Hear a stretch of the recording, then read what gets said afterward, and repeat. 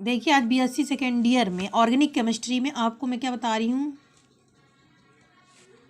Ethers और epoxide. Okay, दो चीज़ें हैं। देखिए ईथर क्या है, ईथर क्या होता है, कार्बनिक यौगिकों में जिनमें दो एल्किल समूह एक परमाणु द्वारा जुड़े होते हैं उसे ईथर कहते हैं। कार्बनिक समूह जैसे कि ये और ये this is a ether. Okay, कार्बनिक यौगिक है, कार्बनिक यौगिक में दो एल्किल समूह एक परमाणु द्वारा जुड़े रहते हैं, इसे ईथर कहते हैं। इन्हें जल डाई एल्किन व्युत्पन्न अथवा एल्कोहल का एनहाइड्राइड भी कहा जाता है। ईथर को एल्कोहल का एनहाइड्राइड माना जाता है। एल्कोहल के निर्जलीकृत करने पर ईथर प्राप्त होता है, जैसे H bond O bond H है। ओके, तो इसका निर्जलीकरण करने से R bond O bond means hydrogen हट गया और किस रूप में प्राप्त हो गया अपन को, ये ईथर प्राप्त हो गया, हुआ ना प्राप्त।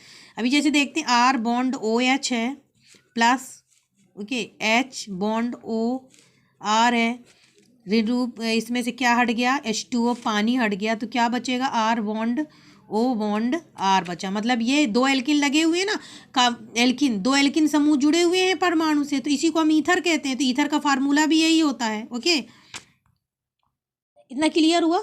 अब R के सामने होने पर ईथर को सरल ईथर या सिंपल ईथर कहेंगे। मीन्स फॉर एग्जाम्पल आप देखेंगे सरल ईथर का मतलब क्या होगा कि जब दोनों सब तरफ एक चीज़ हो, जैसे CH3 bond CH2 bond O bond CH2 bond CH3, आप देख रहे हैं C2H5 दोनों तरफ लगा हुआ है, तो ये क्या हो गया, सरल, because a die ethyl ether है। अगर इसी को मिश्रित ईथर, मतलब दो प्रकार, ये क्या हो गया, सरल फॉर्म में है। मिश्रित ईथर मीन्स क्या कहलाएगा कि जैसे आप देखें एक type CH3 bond O bond CH2 bond CH2 bond CH2 means methyl propyl ether, एक तरफ मेथिल और एक तरफ प्रोपिल लग गया, मगर इधर दोनों साइड क्या लगा हुआ था, एथिल लगा हुआ था, तो ये साधारण हो गया और ये मिश्रित ईथर हो गया। ईथर की समानता धात्विक ऑक्साइडों से भी हो सकती है, धात्विक ऑक्साइडों के साथ भी दिखाया जा सकता है। धात्विक ऑक्साइड आयनित हो जाते हैं जबकि ईथर का आयनन नहीं होता। याद रखना, धातुओं में आयनन की प्रवृत्ति होती है जबकि ईथर में आयनन की प्रवृत्ति नहीं होती है। ईथर में सहसंयोजक यौगिक आते हैं, कोवैलेंट कंपाउंड आते हैं। ईथर का स्वभाव जो होता है उदासीन या न्यूट्रल होता है, जबकि धात्विक ऑक्साइडों का अम्लीय और क्षारीय दोनों होता है। तो ये चीज़ भी आपको याद रखना होगा कि ईथर क्या होता है, न्यूट्रल होता है, उदासीन होता है, जबकि धातु में अम्ल और क्षार दोनों होते हैं। अब देखिए नॉर्मल लिटरेचर जो होता है, ईथर का नामकरण जो होता है दो पद्धतियों के द्वारा होता है। एक होती रूढ़ पद्धति, ठीक है, जिसको कहते हैं अपन trivial method. Okay, trivial system भी कह सकते हैं अपन इसको, ट्राइवल सिस्टम। इस पद्धति के अनुसार ईथर का नामकरण ऑक्सीजन परमाणु के संबंध एल्किन समूहों के आधार पर किया जाता है। मीन्स नामकरण एल्किन समूह को नाम लिखकर पीछे ईथर शब्द जोड़ दिया जाता है। जैसे डाई मेथिल ईथर रूढ़ पद्धति में, जैसे कि CH3 बॉन्ड CH3, ये क्या हो गई, रूढ़ पद्धति। IUPAC पद्धति जो होती है, IUPAC पद्धति में ईथर में एल्केन एल्कॉक्सी व्युत्पन्न के रूप में माना जाता है। एल्कीन समूह के जनक हाइड्रोकार्बन माने जाते हैं। आपको पता ही एल्कीन समूह का जनक कौन है, हाइड्रोकार्बन है।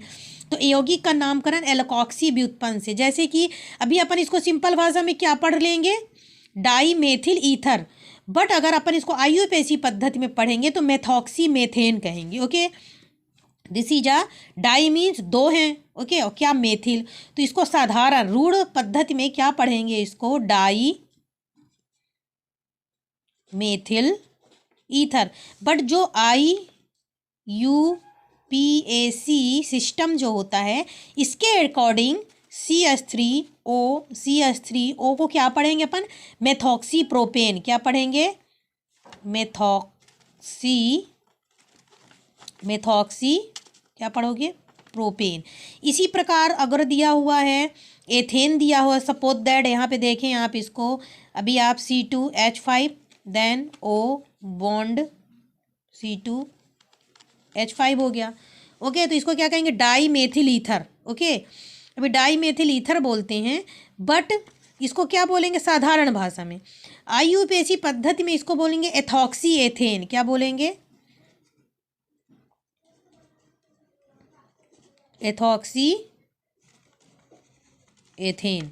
तो ये आपको मैंने नामकरण बताया कि दो पद्धतियाँ होती हैं, रूढ़ पद्धति और IUPAC पद्धति। रूढ़ पद्धति में सीधे सीधे नाम बोल देते हैं और IUPAC में इस तरह बोलते हैं।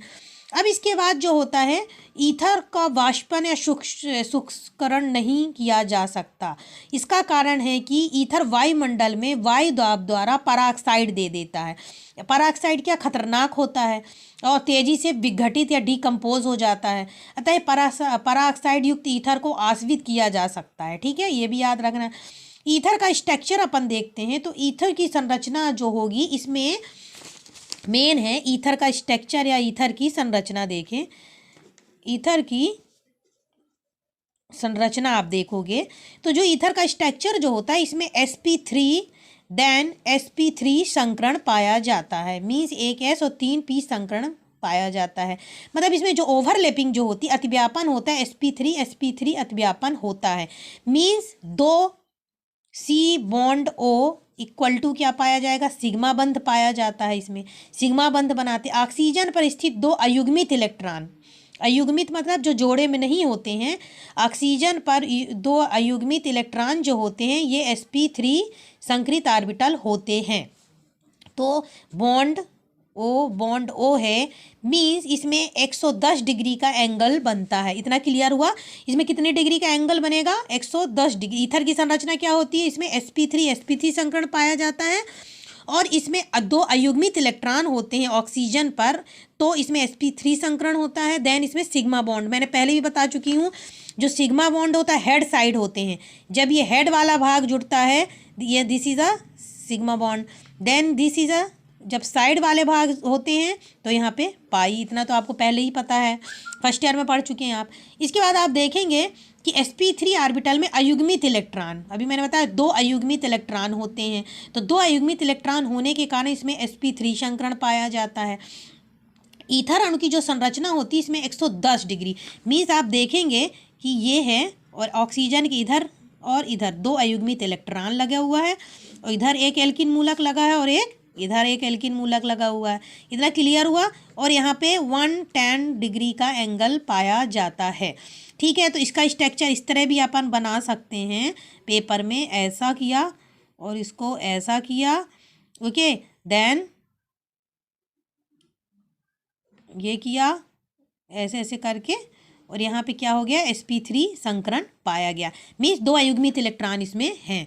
ठीक है, आप देखेंगे कि मैंने पहले ही आपको समझाया है कि जहाँ पे 2 डंबल मीन्स हेड वाला सिरा मिलेगा, तो sp3 क्यों बोला मैंने? ये देखें और ये देखें, एक S और 3 P। इस स्थान में हमेशा क्या बनेगा? सिग्मा बॉन्ड बनेगा। ठीक है, तो एक सिग्मा बॉन्ड बना इधर पे। देखिए और अच्छे से एक्सप्लेन करती हूँ मैं, आप देखेंगे। ये देखिए, इधर एक अयुग्मित इलेक्ट्रॉन है और एक इधर, ये क्या है? sp3 में 2 अयुग्मित इलेक्ट्रॉन हो गए। ठीक है, अब इधर अपन देखेंगे कि ये एक P और इधर P, देन इधर आप देखेंगे तो sp3 और sp3 ये हो गया, तो यहाँ सिग्मा। और तो ये क्या होगा? इसके अणु की संरचना। तो अगर आपको नहीं याद आती तो आप ये वाला स्ट्रक्चर इसमें आसानी से बना सकते हैं। ठीक है, तो इतना आपको समझ में आ गया होगा ईथर की संरचना। देन ईथर को 2 प्रकार से लिखा जा सकता है, रूढ़ पद्धति के आधार पर और IUPAC के आधार पर। और ईथर क्या कहलाता है? देन इसके बाद मैं ईथर के उपयोग आपको बताती हूँ। ईथर जो होता है, डाई एथिल ईथर का उपयोग ग्रिग्नार्ड अभिकर्मक बनाने में, RMGX जो होता है, RMGX बनाने में किया जाता है। बुर्ज अभिक्रियाएं जो होती हैं उसमें इसका उपयोग किया जाता है। मोम, तेल और कास्टिक सोडा बनाने में भी ईथर का उपयोग किया जाता है। ईथर का उपयोग एनाथीसिक या एनाथीसिया के रूप में भी, यानी जिसे बेहोशी के लिए भी किया जाता है। एल्कोहल के साथ मिश्रण करके पेट्रोल के स्थान पर काम लाया जा सकता है, जिसे नेटालाइट भी कहते हैं। याद रखना, नेटालाइट मीन्स होता है जब एल्कोहल के साथ इसका मिश्रण पेट्रोल के स्थान पर किया जाता है तब। ठोस CO2 के साथ मिलाकर इसका उपयोग रेफ्रिजरेटर में किया जा सकता है। ठीक है, ड्राई क्लीन तथा इत्र बनाने में भी ईथर का उपयोग होता है। तो इतना मैंने आपको बताया, ये आपका 5 नंबर के क्वेश्चन के लिए सफिशियंट है। Thank you.